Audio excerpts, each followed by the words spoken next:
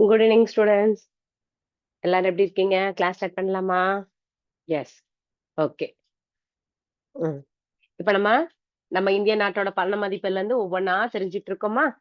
So அதோட அடுத்த புது விஷயம் என்ன அப்படின்னா, நேத்து நம்ம லாஸ்ட் கிளாஸ்ல என்ன பார்த்தோம்னா, அந்த காயின்ஸ் எல்லாமே எந்த மெட்டல்ல செய்றாங்க? எந்த உலோகம் அப்படின்னு சொல்லி பார்த்தோம்.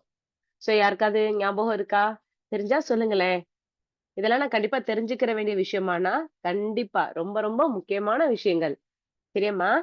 நம்ம பணப்புழக்கத்துல யூஸ் பண்றோம்னா, எப்படி யூஸ் பண்ணணும்? என்ன ஏதுன்றத பேசிக் தெரிஞ்சுக்கணும். சரியா? ஓகே.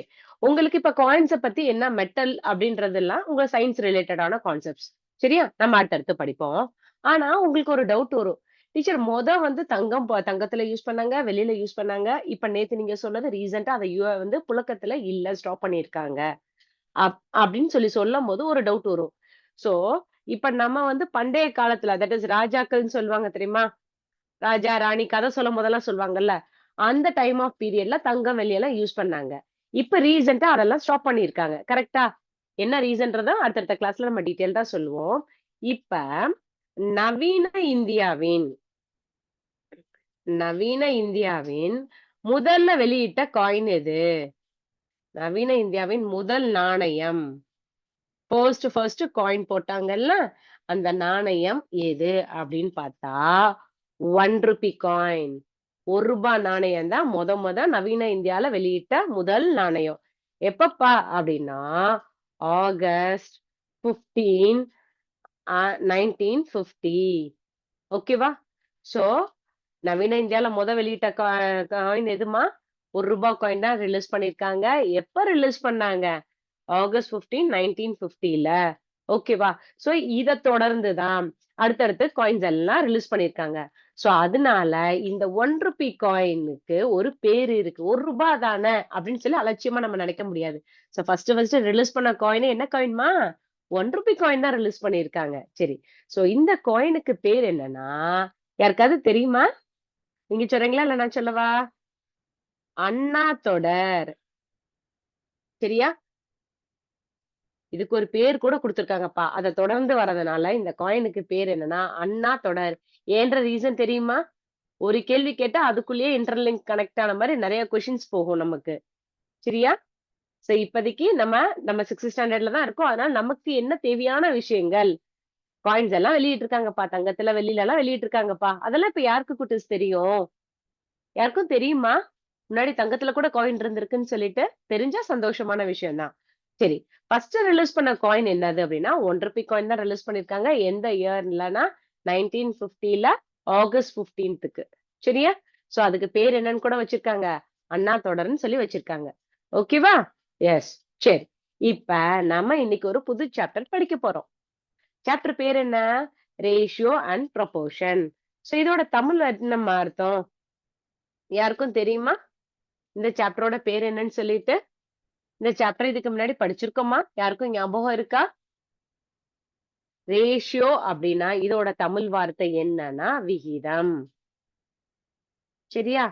ப்ரொபோர்ஷன் அப்டின்னா என்ன அர்த்தம்? யாருக்காவது சொல்லுமா? விகிதசாரம். சரியா? இல்ல விகித சமம் கூட சொல்லலாம். சொல்றது புரியுதா? இது 2ம் ஒண்ணா? ரேஷியோவும், ப்ரொபோர்ஷனோட வார்த்தையோட மீனிங் ஒண்ணா? வேற வேறயா? அப்படின்றத பத்தி தான் இப்ப நம்ம தெரிஞ்சுக்கிற போறோம். விகிதம் அப்படின்னா ஏற்கனவே நம்ம 5த்ல படிச்சிருப்போம். சரியா? சோ அது தெரிஞ்சா மட்டும் தான், இப்ப நான் சொல்லி தர போற இந்த ப்ரொபோர்ஷன் விகிதாசாரம்ன்றது என்னன்னு தெரியும். சரியா? சோ இன்னைக்கு நம்ம 3 சாப்டரோட ஃபர்ஸ்ட் டேன்றதுனால இன்ட்ரோடக்ஷன்ல ஜஸ்ட் ஒரு ரீகேப்சுலேட் பண்ணிட்டு, பின்ன நம்ம இன்னைக்குரிய கிளாஸ் ஸ்டார்ட் பண்ணுவோம். ஓகேவா? சொல்றது புரியுதா? ஸ்டார்ட் பண்ணலாமா? ஓகே. இப்ப இந்த விகிதம்னு சொல்றோமே டீச்சர், இத நாங்க எங்க யூஸ் பண்ணியிருக்கோம்? எப்படி யூஸ் பண்ணுவோம்? அப்படின்னா, ஒரு குட்டியா ஒரு எக்ஸாம்பிள் சொல்றேன்டா. சரியா? ஒரு கிளாஸ் ஒரு கிளாஸ்ன்னா நார்மல் கப்புன்னு கூட வச்சுக்கோங்களேன். 100 கிராம்ஸ். ஒரு உதாரணத்துக்கு தான் சொல்றேன். 100 கிராம்ஸ் பிடிக்கிற மாரி ஒரு கிளாஸ் எடுத்துக்கோங்க. அந்த ஒரு கிளாஸ்ல ரைஸ். சரியா? ரைஸ்ன்னா அரிசி. அரிசிக்கு தேவையான தண்ணீயின் அளவு. தேவையான தண்ணீரின் அளவு. ஓகேவா? இது தேவையா டீச்சர் அப்படின்னா, கண்டிப்பா தெரிஞ்சுக்கணும். 1 கிளாஸ் அரிசி. ஏன்னா நம்ம சாப்பிடாதவங்க யாராவது இருக்கோமா? காலையில சாப்பிடுறோம், மத்தியானம் சாப்பிடுறோம், நைட்டு சாப்பிடுறோம், 3 நேரம் சாப்பிடுறோம், இடையில ஸ்நாக்ஸ் சாப்பிடுறோம். சாப்பிடுற எல்லாமே மெயினா இது வந்து நெறைய விஷயங்கள கனெக்ட் பண்ணலாம் ஸ்டூடண்ட்ஸ். ஃபர்ஸ்ட் நம்மளோட பேசிக் அன்றாட தேவை, அத்தியாவசியமான விஷயத்துல ஒண்ணா வந்து நம்மளோட என்னது உணவு, உடை, இருப்பிடம் சொல்லுவோம்ல. அதுல வந்து ஃபர்ஸ்ட் சொல்றதே உணவு தான் சொல்றோம். சோ அதனால தான் இந்த சாப்டருக்கு நான் உங்களுக்கு சாப்பாட வந்து எக்ஸாம்பிளா சொல்றேன். 1 கிளாஸ் அரிசி எடுத்துக்கிட்டோம் அப்டின்னா, அதுக்கு தேவையான தண்ணீனோட அளவு 2 பங்கு. சரியாம்மா? 2 பங்குன்னு சொல்லுவோம். ஓகேவா? இப்ப எங்க வீட்ல 2 பேர் மட்டும் தான் இருக்கோம். இல்ல 3 பேர் இருக்கோம்னு வச்சுக்கோங்களேன். ஒரு வீட்ல அப்பா, அம்மா, நீங்க. சரியா? 3 பேருக்கு ஒரு அப்ராக்ஸிமேட்டா ஒரு ஏதோ ஒரு மெஷர்மென்ட் ஒரு குட்டியா அம்மா கிட்ட போய் கேட்டு பாருங்களேன். அம்மா நம்ம வீட்ல டெய்லி சமைக்கிறீங்களேம்மா, எப்படிம்மா? எந்த ஸ்கூல்ல போய் சமைக்கிறதுக்கு கத்துக்கிட்டீங்க? இல்ல எப்படிப்பா நீங்க, அம்மா, அப்பா எப்படி சொல்றது 3 பேர் இருக்கீங்க. சோ 3 பேருக்கு சமைக்கும்போது 1 கிளாஸ் ரைஸுக்கு 2 கிளாஸ் தண்ணி எடுத்துக்கிறாங்க. சரியா? ஓகே. இப்ப வீட்டுக்கு தாத்தா, பாட்டி கெஸ்ட் வந்திருக்காங்க. தாத்தா, பாட்டி வந்திருக்காங்க. அடுத்து உங்க பர்த்டே ஃபங்ஷனுக்கு உங்க ஃபிரெண்ட்ஸ் எல்லாம் இன்வைட் பண்ண போறீங்க. அப்படின்னா, நம்மளோட சாப்பாடு வந்து கரெக்ட்டா குடுக்கணுமா? ஏன் ஒரு கல்யாண வீடுன்னு வச்சுக்கோங்களேன். கல்யாண வீட்ல இவ்ளோ பேர் வராங்க. மோர் தென் 100 மெம்பர்ஸ் இருக்காங்க. இல்ல லெஸ் தென் தட் இருந்தாலுமே, அத்தன பேருக்கும் சமைக்கக்கூடிய சமையல் மாஸ்டர் என்ன எத்தன டிகிரி படிச்சிருக்கணும்னு அவசியம் இருக்கா? எதுவா இருந்தாலும், நம்மளோட அன்றாட தேவைகள்ல கணிதம் இல்லாத பாடமே கிடையாதுன்னு சொல்லலாம். சரியா? சோ மேத்ஸ்ன்றது என்னது எழுத படிக்க தெரியணும்ன்றது கூட அவசியம் இல்ல. ஒரு கணக்கு எழுத படிக்க தெரியாதவங்க கூட இந்த கணக்க புரிஞ்சுக்குருவாங்க. 1 கிளாஸ் அரிசிக்கு 2 பங்கு தண்ணி வைக்கணும். சரி. ஓகேவா? சொல்றது புரியுதா? இப்ப எங்க வீட்டுக்கு கூட கொஞ்சம் 2 பேர் ரிலேட்டிவ்ஸ் வந்துட்டாங்கப்பா. அப்படின்னா, அம்மா என்ன செய்வாங்க? அரிசிய கண்டிப்பா அளவ கூட்டுவாங்களா? அப்ப 1 கிளாஸுக்கு 2 பங்குனா, 2 கிளாஸுக்கு என்னம்மா போடணும்? இத எப்படி பிரிச்சு எழுதணும்னா, உங்களுக்கு புரியிற மாரி சொல்றேன். இப்ப அரிசி 2 பங்குன்னா, இத நம்ம என்ன பண்ணுவோம்? 1 + 1 தானே 2. சரி. இந்த 1 கிளாஸுக்கு 2 பங்கு தண்ணி. அடுத்து இந்த 1 கிளாஸுக்கு 2 பங்கு தண்ணி. அப்ப இத கூட்டுனா என்னம்மா வருது? 4ஆ? புரியுதா? நான் எப்படி சொல்றேன்? ரொம்ப எலிமெண்டரி லெவல்ல சொல்றேன். அப்ப 1 கிளாஸுக்கு 2 பங்கு தண்ணினா, 2 கிளாஸுக்கு எத்தன பங்கு தண்ணி வச்சிருந்திருக்கணும்? 4 பங்கு. இப்ப 3 கிளாஸ் அரிசி போடுறேன். இப்ப இன்னும் கொஞ்சம் என் பர்த்டே ஃபங்ஷனுக்கு நான் ஃபிரெண்ட்ஸ, ரிலேட்டிவ் எல்லாரையும் இன்வைட் பண்றேன்னு வச்சுக்குருவோமே! கூட ஒரு 2 பேரு. அப்ப இத எத்தனையா பிரிப்பீங்க? உங்களுக்கு தெரிஞ்ச மாரி. 1, 1, 1. ஏற்கனவே 1 கிளாஸுக்கு 2 கிளாஸ் தண்ணி. அடுத்து இந்த 1 கிளாஸுக்கு 2. இதுக்கு 2ன்னும்போது 2, 2, 2 3யும் கூட்டுனா என்னம்மா வருது? 6 கிளாஸ் தண்ணி வைக்கணும். சொல்ற அர்த்தம் புரியுதாடா? நான் என்ன சொல்றேன்னு சொல்லிட்டேன். சோ இது மாரி விஷயங்கள் எல்லாமே நம்ம இன்னைக்கு படிக்க போற அந்த ரேஷியோ அண்ட் ப்ரொபோர்ஷன்ல தான் இருக்கு.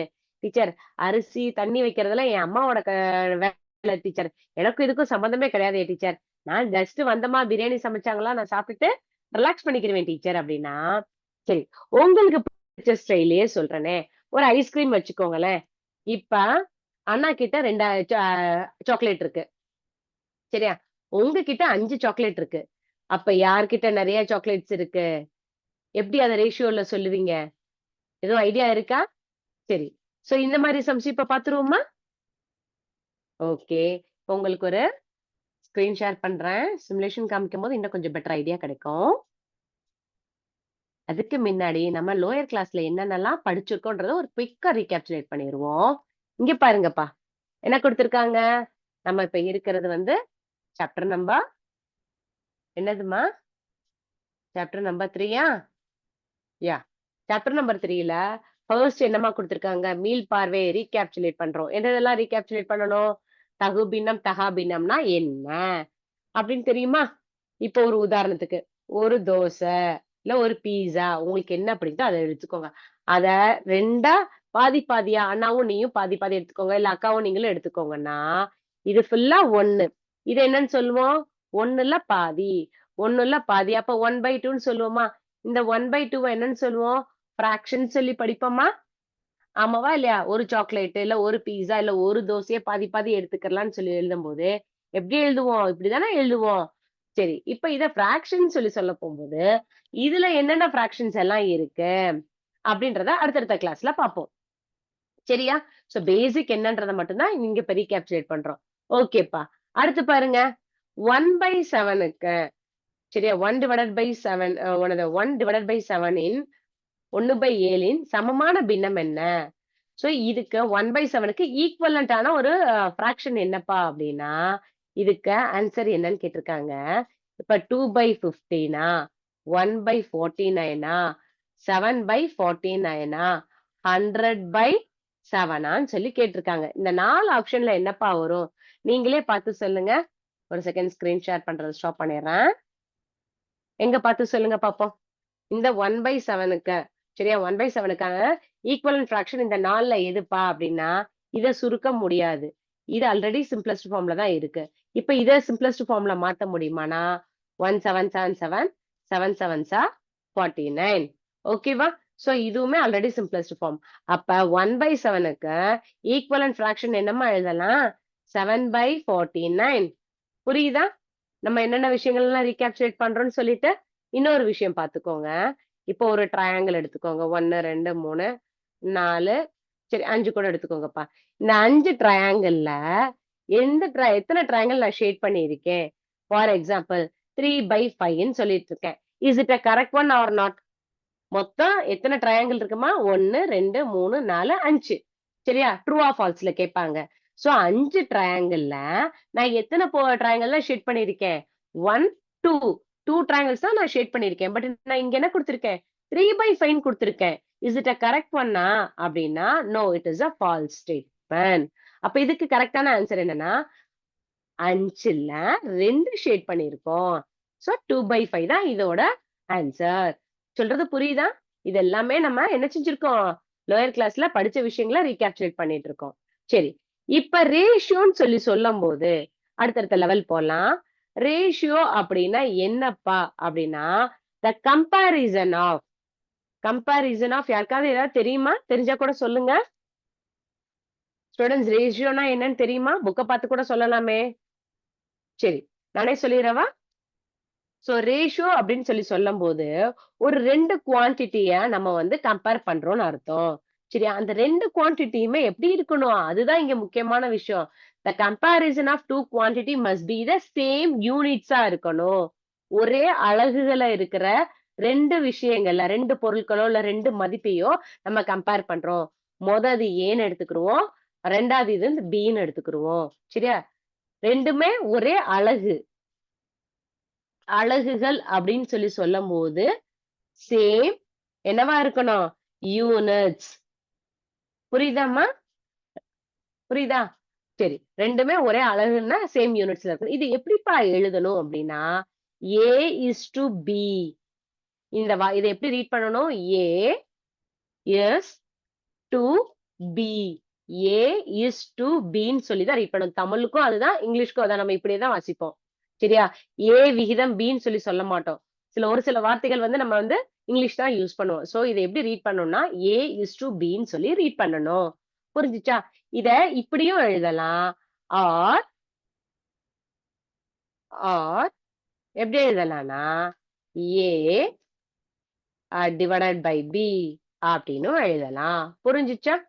சோ இன்னைக்கு ஃபர்ஸ்ட் பார்த்த என்ன விஷயம் என்னம்மா? 2 பொருட்கள். It can be anything. சரியா? சோ 2 குவான்டிட்டீஸ கம்பேர் பண்றோம். அந்த 2 குவான்டிட்டீஸுமே என்னவா இருக்கணும்? Same units. ஒரே அலகுல இருக்கிற 2 பொருட்கள தான்ப்பா கம்பேர் பண்ண முடியும். அதுதான் இதோட முக்கியமான வார்த்தை. சரியா? ஏன்ற காரணத்த அடுத்தடுத்து சொல்றேன். இப்ப பொருள் வந்து ஏன்னு எடுத்தா, 2வது என்னன்னு எடுத்துக்கணும்? பின்னு எடுத்திருக்கணும். சோ அத எப்படி எழுதணும்? A is to B or A by பின்னு சொல்லி எழுதணும். சரியாம்மா? சொல்றது புரியுதா? இப்ப இதுக்கு ஒரு எக்ஸாம்பிள். இப்ப அ உங்களுக்கு பிடிச்சது ஈஸியான எக்ஸாம்பிள் எடுத்துக்கோமே. 3 மீட்டர் அண்ட் 300 சென்டிமீட்டர். சரியா? சோ, மீட்டரு, இங்க சென்டிமீட்டர். டீச்சர் அலகுகள் எல்லாமே ஒரே யூனிட்ஸ்ன்னு சொல்லலாமா? இது மீட்டர், இது சென்டிமீட்டர். அப்ப 2யுமே என்னவா மாத்தணும்? ஒரே யூனிட்ஸ்க்கு மாத்தணும்னா, இருக்கறதுல எது சின்ன யூனிட்ஸோ அதுக்கு கன்வெர்ட் பண்ணா தான் ஈஸியா இருக்கும். சரியாம்மா? சொல்றது புரியுதா? So 3 metre is equal to எத்தன சென்டிமீட்டருக்கு ஈக்வலன்ட்? 3 இன்டூ 100 இத எழுதிறேன். 1 metre is equal to 1 metre is equal to 100 centimetre. அப்ப 3 metre is equal to 3 into இத வந்து லெஃப்ட் சைடு வந்து 1 3ஆல மல்டிப்ளை பண்ணிக்கோங்க. அப்பதான் இன்னும் கொஞ்சம் புரியும். அப்ப 3 into 100 which is nothing but 300 centimetre.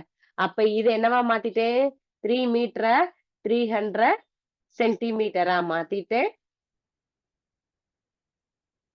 300 சென்டிமீட்டரா மாத்திட்டேன். இதுவும் என்னப்பா மாத்திருக்கேன்? 300 சென்டிமீட்டரா மாத்திட்டேன். அப்ப இத ரேஷியோல எழுத முடியுமா? எஸ். எழுத முடியும். எப்படி எழுதலாம்? 300 டிவைடட் பை 300 போட்டு சிம்ப்ளக்ஸ் ஃபார்ம்ல எழுதணும். இந்த இடத்துல ஒரு சின்ன சேஞ்சஸ் பண்றேன். உங்களுக்கு புரியணுன்றதுக்காக 30யா வச்சுக்கோங்க. அப்ப இது எப்படி டீச்சர் எழுதலாம்? அப்படின்னா 300 சரியா? டிவைடட் பை 30 சரியாம்மா? இது என்னன்னு சொல்றோம்? A by B. அப்ப கேன்சல் பண்ணுங்க. 0க்கு 0. அடுத்து இது 1 டைம். இது 10 டைம். அப்ப 10 பை 1. ஓகேவா? சோ இது எப்படி எழுதலாம்? A is to B is equal to 10 is to 1. இப்போ உங்களுக்கு ஒரு டவுட் வரும். டீச்சர் இங்க A is to B போட்டீங்க. இந்த இடத்துல சரியா?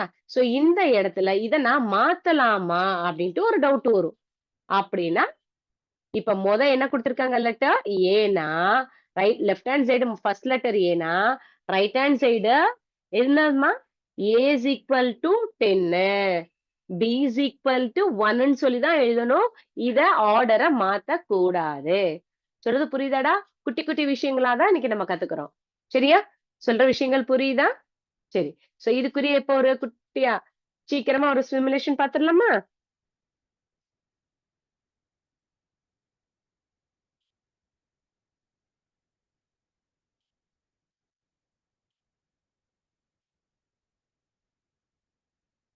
இங்க பாருங்க. என்னம்மா குடுத்திருக்காங்க? ஃபர்ஸ்ட்ல கப் கேக் இருக்கா? செகண்ட் ரோல என்ன இருக்கு? ஒரு பாய்ஸ் இருக்காங்களா? டிஃபரண்டான ஒரு ஹேர் ஸ்டைல்ல. சரி. சோ எத்தன கப் கேக் இருக்கு? இன்னைக்கு நான் ஜஸ்ட் கொஸ்டின்ஸா தான் கேட்க போறேன். நீங்க தான் திங்க் பண்ணணும். ஏன்னா நம்ம அடுத்த கிளாஸ்ல இது ரிலேட்டட் இன்னும் கொஞ்சம் டிஸ்கஸ் பண்ணுவோம். சரியா? சோ எத்தன கப் கேக் இருக்கு? 4 கப் கேக் இருக்கு. பாய்ஸ் எத்தன பேர் இருக்காங்க? 2 பேர் இருக்காங்க. இத எப்படிம்மா சம பங்கு வச்சு எடுத்துக்கிறலாம்? எதுவும் ஐடியா இருக்கா? யோசிக்கிறீங்களா? தெரிஞ்சா இப்பயே சொல்லிரலாம்ப்பா. ஸ்டூடண்ட்ஸ் ட்ரை பண்றீங்களா? ஏதாவது ஐடியா இருக்கா? சரி யோசிச்சு வைங்க. சரி. இப்ப ஏன்னா நான் ஜஸ்ட் உங்களுக்கு அவுட்லைன் தான் நான் குடுக்குறேன்ல. அதனால இத மட்டும் டிஸ்கஸ் பண்றேன். சரி. இப்ப நம்ம எல்லாரும் இப்ப என்னம்மா வீடு இருக்கு? ஆ அ எப்படி சொல்றது? குடிசை வீடு, கார வீடுன்னு சொல்லி கேள்விப்பட்டிருக்கீங்களா? கார வீடுன்னா என்னம்மா அர்த்தம்? யாருக்காவது இந்த வார்த்தை தெரியுமா? கார வீடு அப்படின்னு சொல்லுவாங்க. கார் இருக்கிற வீடு கிடையாது. கார வீடுன்னா என்ன அர்த்தம்? நம்ம செங்கல், சிமெண்ட் எல்லாம் வச்சு கட்டாத வீட தான் கார வீடுன்னு சொல்லுவாங்க கிராமத்து ஸ்டைல்ல. சரியா? ஓகே. இப்ப இதுவரைக்கும் நான் ரேஷியோக்கா எக்ஸாம்பிள் சொல்லிக்கிட்டு இருந்தேன். அடுத்து ப்ரொபோர்ஷன்னா என்னன்றதையும் நான் சொல்லிர்றேன். ஜஸ்ட் அந்த வார்த்தையோட மீனிங் தெரிஞ்சுக்கோங்க. A proportion is nothing but a part of a whole thing தாம்மா. சரியா? சோ ப்ரொபோர்ஷன்னா என்ன அப்படின்னா, விகித சமம் சொல்லியிருக்கேன். சரியா? சோ அது என்னப்பா அர்த்தம் அப்படின்றதுக்கு இங்க பாருங்களேன். இப்ப 2 பங்கு செங்கல் சிமெண்ட் எடுத்தோம் அப்படின்னா, எத்தன பங்கு மண்ணு கலக்கணும்? சரியா? சோ எத்தன பங்குக்கு இப்ப 1 கிளாஸ் அரிசிக்கு எத்தன கிளாஸ் தண்ணீ ஊத்தணும்னு சொல்லி பார்த்த மாரி, இப்போ ஒரு வீடு கட்டணும் அப்படின்னா, கண்டிப்பா நீங்கலாம் இன்ஜினியர் ஆகணும்னு ஆசைப்படுவீங்களா? இன்ஜினியர், டாக்டர் என்ன வேணாலும் ஆகலாம். சரியா? நல்லா படிச்சா. ஓகே. சோ இப்ப சிமெண்ட் டூ சாண்டுன்னு குடுத்துருக்காங்க. சோ சிமெண்ட் வந்து எத்தன பங்கு வேருக்கு, எத்தன பங்கு வந்து மண்ணு கலக்கணும், எத்தன பங்கு வந்து தண்ணி கலக்கணும் அப்படின்றதெல்லாம் தெரியணும்ல. சோ அத இங்க பாருங்க. இது பாக்குறதுக்கு என்னம்மா டயகிராம் இருக்கு? என்ன குடுத்துருக்காங்க? ஏதாவது தெரியுதா? ஸ்டூடண்ட்ஸ் புரியுதா ஏதாவது? உங்களுக்கு பிடிச்ச டிஷ்ஷா இருக்கா பாக்குறதுக்கு? ஆ? சரிவிகித உணவுன்னு சொல்லுவாங்க தெரியுமா? டெய்லி காலையில வந்து என்னது அ வ எப்படி சொல்றது? காலையிலலாம் நான் சாப்பிட மாட்டேன் டீச்சர். மத்தியானம் பிரியாணி சாப்பிடுவேன் டீச்சர். நேரா நைட்டுக்கு பரோட்டா சாப்பிடுவேன். இல்லாட்டின்னா காலையில மேகி, மத்தியானம் பிரியாணி, நைட்டுக்கு பரோட்டா. சோ, டெய்லி இதே சாப்பிடுற குரூப்பும் இருப்பீங்க. இல்ல தயிர் சாதமா சாப்பிடுற குரூப்பும் இருப்பீங்க. கரெக்ட்டா? இப்படி இந்த மாரி சாப்பாடெல்லாம் எடுத்துக்கிட்டா இது சரிவிகித உணவா ஸ்டூடண்ட்ஸ்? யாருக்கும் தெரியுமா? ஏதாவது தெரிஞ்சா சொல்லுங்க. உங்களுக்கு ஒவ்வொன்னா காமிச்சிட்டு இருக்கேன்ல. அடுத்த ஒண்ண பாத்துருவோமா? இது எப்படி இருக்குன்னு சொல்லிட்டு? இது இப்போதைக்கு நம்ம என்ன பார்க்கணும்? இங்க பாருங்க. இதெல்லாம் என்னப்பா குடுத்துருக்காங்க? ஸ்கேல் ஃபேக்டர்ன்றாங்க, என்னென்னமோ சொல்றாங்க. ஆ இதெல்லாம் என்னன்னு தெரியுதா? இப்ப நான் என்ன சொன்னேன்? உங்களுக்கு தோசை, இட்லி கணக்கு சொன்னேன் ஞாபகம் இருக்கா? அத ஞாபகம் வச்சுக்கோங்க. ஓகேவா? என்ன சொல்லி சொன்னேன்? ஒரு தோசைய 2 பேருக்கு பறிக்கணும். அப்ப 1/2 1/2வா? கரெக்ட்டா? இப்ப எத்தன சாக்லேட் வச்சிருக்கோம்? 1, 2, 3, 4. இல்ல அந்த கணக்குல வந்து கப் கேக் பார்த்தோம்ல, அது மாரி இங்க சாக்லேட் வச்சுக்கோங்க. சாக்லேட் 1 இல்ல பால் கூட வச்சுக்கோங்களேன். பால் 1, 2, 3, 4 இருக்கு. சரி. எத்தன ஸ்டூடண்ட்ஸ் இருக்காங்க? ஏன்னு ஒருத்தவங்கள வச்சுக்கோங்க. பின்னு இன்னொருத்தவங்கள வச்சுக்கோங்க. ஃபர்ஸ்ட் பால் எடுத்து ஸ்டூடண்ட்ஸ்க்கு குடுத்துட்டாங்க. அதே மாரி தான் 2ண்ட் பால் எடுத்து 2வது ஸ்டூடண்ட்ஸ்க்கு குடுக்கணும். அடுத்து 3 பால் எடுத்து ஒரு ஸ்டூடண்ட்க்கு. அடுத்து 4த் பால் எடுத்து ஒரு ஸ்டூடண்ட்க்கு குடுத்தா, ஏன்ற ஸ்டூடண்ட்க்கு எத்தன பால்ஸ் கிடைச்சிருக்கு? 2 பால்ஸ் கிடைச்சிருக்கு. அதே மாரி பின்ற ஸ்டூடண்ட்க்கும் எத்தன பால்ஸ் கிடைச்சிருக்குமா? 2 பால்ஸ் கிடைச்சிருக்கு. ஓகேவா? அந்த சாக்லேட் சம் கப் கேக் பார்த்தோம்ல? அதே மாரி இத இமேஜின் பண்ணிக்கோங்க. சொல்றது புரியுதாடா? சரி. இன்னைக்கு நம்ம ஜஸ்ட் உங்களுக்கு அவுட்லைன் தான் குடுத்துட்டு இருக்கேன். இதுக்குரிய ப்ராப்பர்ட்டீஸ்ன்னு சொல்லி ஒரு சில விஷயங்கள் இருக்கு. அப்படின்னா என்ன டீச்சர்? அப்படின்னா, ஒரு சில விஷயங்கள் தெரிஞ்சு தான் நம்ம அத செய்யணும். சரியா? அடுத்து, இப்ப நம்ம எழுதுனோம் ஞாபகம் இருக்கா? 3 மீட்டர் 30 சென்டிமீட்டர்ன்னு சொல்லிட்டு. இப்ப இத எழுதும்போது என்ன செஞ்சேன்? இத 300ஆ மாத்துனேன். சரியா? சோ, இத எப்படி எழுதலாம்? தட் இஸ் 300 சென்டிமீட்டரையும் மற்றும் இந்த 30 கேப் விட்டு எழுதுறேன். சாரிம்மா. 3 மீட்டர் 30 சென்டிமீட்டர். இங்க இது என்ன எழுதுறோம்?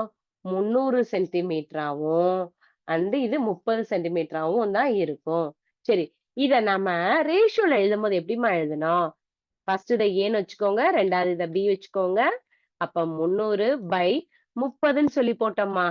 இங்க எழுதும்போது என்ன பண்ணுவோம்? சென்டிமீட்டர், சென்டிமீட்டர் போட்டு அடிச்சு குடுத்துருவோமா? ஆமாவா? இல்லையா?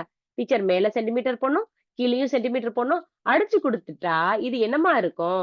வெறும் நமக்கு 0க்கு 0 என்ன ஆச்சு? இது 1 டைம், இது 10 டைம். அப்ப 10/1ன்னு சொல்லி வரம்போது, இதுக்கு என்ன கிடையாது ஃபைனல் ஆன்ஸரா எழுதும்போது? விகிதத்துல எழுதும்போது, தட் இஸ் ரேஷியோல எழுதும்போது, இதுக்கு என்ன கிடையாதும்மா? No unit. என்ன சொன்னேன்? டீச்சர், சேம் யூனிட்டா இருந்தா தான் நம்ம இத கன்சிடரே பண்ண முடியும். சிம்ப்ளிஃபை பண்ணதுக்கு அப்புறம் அத என்னன்ற அர்த்தத்துல எழுதணும்? இதுக்கு மேல சென்டிமீட்டர் போடுவோமாம்மா? கீழயும் சென்டிமீட்டர் போடுவோம்ல? சென்டிமீட்டருக்கு சென்டிமீட்டர் என்ன ஆயிடும்? கேன்சல் ஆனா, அப்ப ஃபைனல் ஆன்ஸர்ல என்ன வராது? யூனிட்ஸ் வராது. ஸ்டார்ட்டிங்ல சேம் யூனிட்டா இருந்தா தான் ரேஷியோவ இப்படி கம்பேர் பண்ண முடியும். பட் ஃபைனல் ஆன்ஸர்ல என்ன வராதும்மா? யூனிட்ஸ் வராது. சரியா? இன்னைக்கு 3 விஷயங்கள் கத்துருக்கோம். சரியா? புதுசா தெரிஞ்சிருக்கும். அடுத்து போலாமா? ஸ்டூடண்ட்ஸ் போலாமா? எஸ்ஸா? நோவா? ஏதாவது சொல்லுங்க. புதுசா போலாமா? சரி. இன்னைக்கு ஹோம் ஒர்க்கா உங்களுக்கு குட்டியா தரேன். ட்ரை பண்ணிட்டு வாங்க. எக்ஸர்சைஸ் 3.1 நம்ம 3 சாப்டர்ல தானே இருக்கோம். ஃபில்லிங் த பிளாங்க்ஸ்மா. கொஸ்டின் நம்பர் 1 என்ன குடுத்திருக்காங்கன்னா, ஃபில் அப்ஸ் குடுத்திருக்காங்க. Filling the blanks. கோடிட்ட இடங்களை நிரப்புக. இதுல மொத்தம் எத்தன கொஸ்டின்ஸ் இருக்குன்னா, 4 கொஸ்டின்ஸ் இருக்கு. அந்த 4 கொஸ்டினுக்கு நீங்க ஆன்ஸர் ட்ரை பண்ணிட்டு வாங்க. இதுதான் ஹோம் ஒர்க். சரியாம்மா? சொல்றது புரியுதா? ஏன்னா கொஞ்சம் நீங்க இன்ட்ரெஸ்ட்ட கிரியேட் பண்ணிக்கிட்டீங்கன்னா தான் உங்களுக்கு இன்னும் கொஞ்சம் இருக்கும். இப்ப சென்டிமீட்டருக்கும், மீட்டருக்கும் சொல்லி பார்த்தோம். அதே மாதிரி ரூபாய்க்கும் ₹1 எத்தன பைசே இருக்கும்? இன்னைக்கு நம்ம புதுசா ஒரு விஷயம் பார்த்தோம். ₹1ன்னு சொல்லி. அந்த ₹1க்கு எத்தன பைசே இருக்குன்னு சொல்லி யோசிங்க. தெரியுமா? ₹1 இஸ் ஈக்வலன்ட் டூ 100 பைசே. இது எல்லாமே பேசிக்கு. குட்டி, குட்டி பேசிக் விஷயங்கள் தெரிஞ்சா தான் நம்ம சாப்டர்க்குள்ளேயே போக முடியும். சரியா? இன்னைக்குரிய ஹோம் ஒர்க் என்னன்னா 3.1ல ஃபில்லிங் த பிளாங்க்ஸ் கோடிட்ட இடங்களை நிரப்புகள்ல 4 கொஸ்டின் தான் இருக்கு. கண்டிப்பா எல்லா கொஸ்டினுக்கும் உன்னால ஆன்சர் பண்ண முடியும். ஜஸ்ட் ஹோம் ஒர்க்கா ட்ரை பண்ணிட்டு வாங்க. நெக்ஸ்ட் கிளாஸ்ல இன்னும் கொஞ்சம் நம்ம டீட்டெயில்டா அடுத்தடுத்த லெவல்ஸ் படிச்சுட்டு போலாம். ஓகேவா ஸ்டூடெண்ட்ஸ்? யாருக்கு எதுவும் டவுட்ஸ் இருக்கா? இருந்தா தாராளமா கேட்கலாம். யாருக்காவது ஏதாவது டவுட்ஸ் இருக்கா? எதுவும் சொல்லணுமா? நடத்துற கான்செப்ட் புரியுதாடாமா? ம்? புரியுதா? புரியலையா? சரி. புரியும் நம்புறேன். ஓகேவா? சரி. சோ இன்னைக்கு ஹோம் ஒர்க் என்னன்னு சொல்லியிருக்கோம்? இந்த 4 கொஸ்டினையும் செய்றீங்களா? இல்ல 2 கொஸ்டின் நானே செஞ்சிடவா? ட்ரை பண்றீங்களா? சரி. இன்னைக்கு ஹோம் ஒர்க் நீங்களே ட்ரை பண்ணிட்டு வாங்க. வெறும் இந்த 4 கொஸ்டின்ஸ் தான். சோ இப்ப நம்ம என்ன படிச்சோன்ற விஷயத்த குயிக்கா ஒரு ரீகேப்சுலேட் பண்ணிருவோமா? சோ ஃபர்ஸ்ட் சொன்னது என்னதும்மா? இன்ட்ரோடக்ஷன்ல ஃபர்ஸ்ட் என்ன சொன்னேன்? ஒரே வகையான அளவுகள தான் நம்ம கம்பேர் பண்ண முடியும். வெவ்வேறு வகையான அளவுகள என்ன செய்ய முடியாது? கம்பேர் பண்ண முடியாதுன்னு சொல்லி பார்த்தோம். சரியா? ஸ்டார்ட்டிங்ல ஒரே வகையான அளவுகள்னு சொல்லி சொல்லும்போது, சேம் யூனிட்டா இருந்தா தான் சம் செய்ய ஆரம்பிக்க முடியும் அப்படின்னு சொன்னோம். டிஃபரண்ட் யூனிட்டா இருந்தா சம் செய்ய முடியாது. சரியா? அடுத்து ஃபைனல் ஆன்சர்ல எழுதும்போது சேஞ்ச் ஆகுமா? நோ சேஞ்ச் ஆகுமானா, ஃபைனல் ஆன்சர் வரும். அதுல என்ன வரும்? நோ யூனிட்ஸ்ன்னு சொல்லி சொல்லணும். இது 2வது விஷயம். 3வது விஷயம் சொல்லி என்னன்னா, ரேஷியோன்னு சொல்லி சொல்லும்போது எப்பயுமே சிம்ப்ளஸ்ட் ஃபார்ம்ல தாம்மா எழுதணும். அதையும் இன்னைக்கே போய் தெரிஞ்சுக்கலாம். இப்ப ஒரு உதாரணத்துக்கு 2/10 டீச்சர் அப்படின்னா, A by B is equal to 2/10 அப்படின்னா, இத என்ன செய்யக்கூடாது? இப்படியே விடக்கூடாது. என்ன செய்யணும்? 2ஆம் வாய்ப்பாடுல கேன்சல் பண்ணா ஓர 2 ஐ 2 10. அப்ப என்னோட வேல்யூ என்னம்மா? A by B is equal to 1 divided by 5. அப்ப நான் என்ன சொல்லியிருக்கேன்? A க்கோட மதிப்பு 1, B யோட மதிப்பு 5. இத மாத்தி என்ன செஞ்சிடக்கூடாது? Aக்கு 5, Bக்கு 1ன்னு சொல்லி என்ன செய்யக்கூடாது? எழுதக்கூடாது. சோ இன்னைக்கு படிச்ச 3 விஷயங்கள இன்னொரு தடவை நம்ம ரீகேப்சுலேட் பண்ணிட்டோம். சரியா ஸ்டூடண்ட்ஸ்? ஓகே. சோ அடுத்த கிளாஸ்ல இருந்து நம்ம டைரக்ட்டா எக்ஸர்சைஸ் சம்ஸும் இன்னும் கொஞ்சம் ப்ராப்பர்ட்டீஸ் படிக்க வேண்டியது இருக்கு. நம்ம அடுத்தடுத்து மூவ் ஆன் பண்ணிட்டு போலாம். சரியா? Thank you students. Thank you to all. வாழ்க பாரதம், வெல்க தமிழகம், ஜெய் ஹிந்த்.